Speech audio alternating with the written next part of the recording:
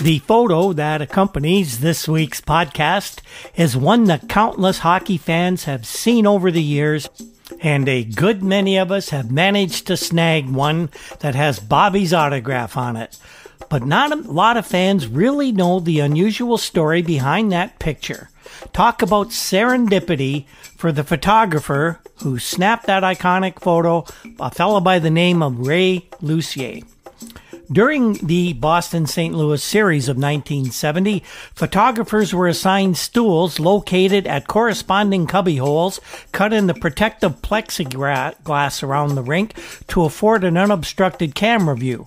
Ray had been assigned to a spot in the corner in the east end of the Boston Garden and had for the entire game been shooting the action from that location. However, when the game went into overtime, Ray correctly figured that the Bruins wouldn't allow this thing to last more than one extra period, so he sought out a spot in the west end of the Garden between periods.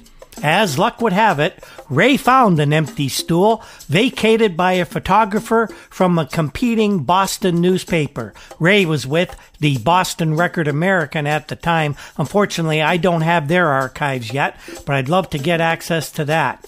Now, the other photographer had gone to a nearby beer counter to quaff a couple in the excruciating heat that was going on in Boston Garden before the period was set to begin. It looked like he had a couple too many, as he was still there when the opening face-off took place.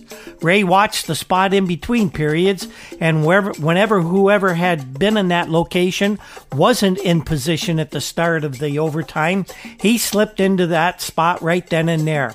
He later said he didn't know who was assigned to that little cubby hole, but he would have gladly vacated it had the rightful owner returned. As it turned out, it only took 40 seconds of overtime for Bobby Orr to make history and for Ray Lussier to snap one of the most iconic hockey photographs of all time.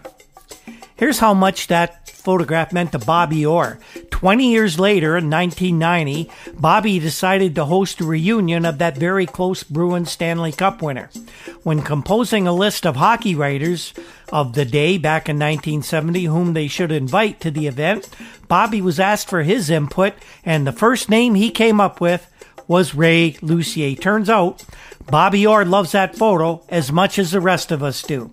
And if you visit the new arena in Boston, you'll see the Bobby Orr statue outside, and that statue is based entirely on this photograph.